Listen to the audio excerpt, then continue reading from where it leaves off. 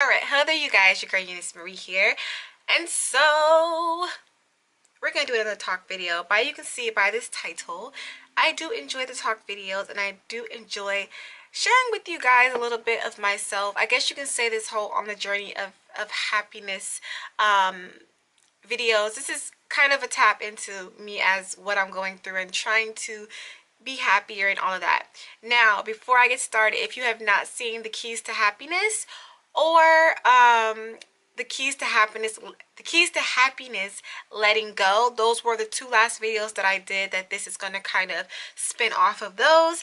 Make sure you go ahead and check those out as well. I will leave links down below, as well as in that little icon on the top. You can go ahead and you can click it and see those videos, as well as don't forget to thumbs up this video, share it with a friend, and also go ahead and subscribe and become a part of the Informative Beauties team. Yes, I promise you it won't hurt. I promise you. Okay. Now, with that being said, let's go ahead and get into today's topic. Now, I want to talk about being comfortable alone. Okay, being comfortable alone. As I talked about in my first video, the keys to happiness is that you kind of gotta. Have you subscribed? If not, go ahead and hit that subscribe button. I promise it won't hurt. And make sure to go follow me on Instagram at Euniycemari. You have to be able to be alone. You have to be able to sit and be alone and be fine with the fact that you may not always have somebody around or with you. So there are some few key tips, things that I have learned when it comes to being alone and being comfortable with alone. They're kind of like pretty simple, direct and to the point. So I'm just going to go ahead and get right into them. Keep in mind, this is all from personal experience. Everybody deals with things differently, so some things that I may say not fully register with you, but then again, on this little journey you got to kind of find what works for you.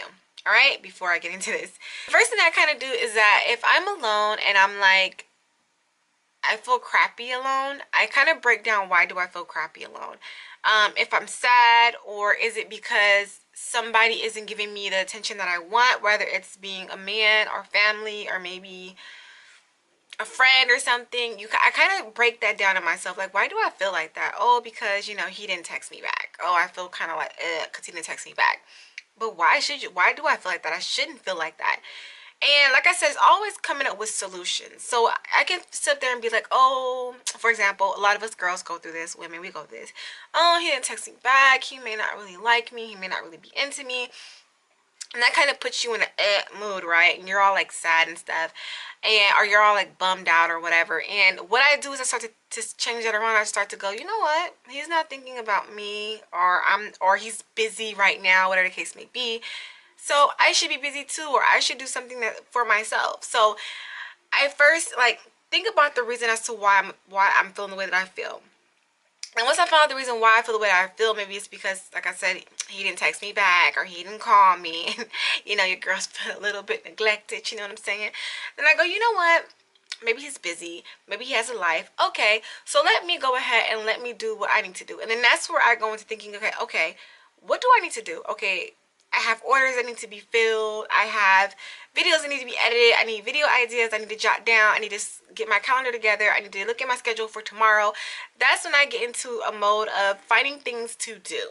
What can I do to keep myself busy, to keep my mind occupied, to where I'm not sitting in my own shit, I guess you can say, or I'm not sitting in my own sadness, And one of the key things too that I always notice is that when you're moving around and you're keeping yourself busy, it doesn't matter what it is. Like if it's going out for a walk or going out to the mall or going to a museum, it doesn't matter. Get out. If you feel alone and you feel some type of way, get out, occupy yourself, occupy your mind. Therefore, you won't feel like that. Because if you're sitting at home by yourself and you're just like, oh, I don't have anything to do and he doesn't want me, nobody wants me, blah blah, my life is a shag, blah, blah, blah. Like, it's gonna get to you. So get out and do something with yourself. Like, find something to do, whether it's going to the museum, maybe whether it's going to the mall, whether it's going to go visit your grandma. You know what I'm saying? Go visit your grandma. Okay, grandmas will keep you busy, trust me. Okay, go visit your grandma, go visit your sister. Like, go do something that makes you feel a little bit better or keeps your mind occupied. I think that I said in the other video as well was about electronics. Our phones are attached to our freaking hips, you guys. We can't live without them. And I've noticed for myself that, for example, when my phone dies when I'm out, I feel like my whole life has just went down the drain. I feel like I can't function. I'm like, oh no, my phone has died. This is the end of the world. And that is not a good thing to do. You know, when I grew up, y'all, when I grew up, we didn't have cell phones, okay? I didn't have a cell phone. I did have a cell phone, but it was a little Nokia one with the snake game on it that was like black and white. And you could only do the basics on that bad boy, call, text. That was pretty much it. That's the phone that I had, but that wasn't until I was like 18, 17, somewhere around there.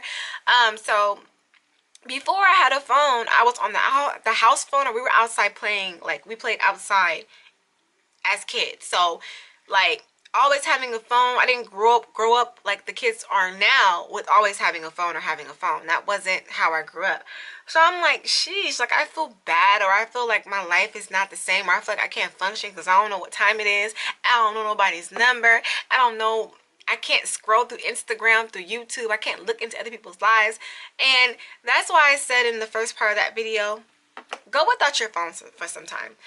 Put it on mute. Find something that caters to you. Go paint. Go to a museum. Put your phone on mute. Put it on silent. Put it on do not to bother. For an hour or two, just have some alone time away from electronics, away from the world, and just kind of zone in on building a better you. I think that's it. I think that's it. Figure out why you're sad, occupy yourself, and try to stay away from electronics. I think the second tip, occupying yourself, is enough. Like, I think once you become busy with your own life and you start to input things in your life to where you're constantly moving, constantly doing something, you're not concerned about feeling sad or about what the next person is doing. You are too busy going off to the gym. You're too busy just occupying yourself with your business, whatever. Stay busy. Stay busy, stay busy, stay busy. Go hang out with the girls. Like, do other stuff outside of, you know, just sitting at home and feeling some type of way. So that's pretty much it. If you guys have any other tips on how to be comfortable being alone, put it down below. I thought I had more in my mind, but when I came to the end of that, I'm like, all right.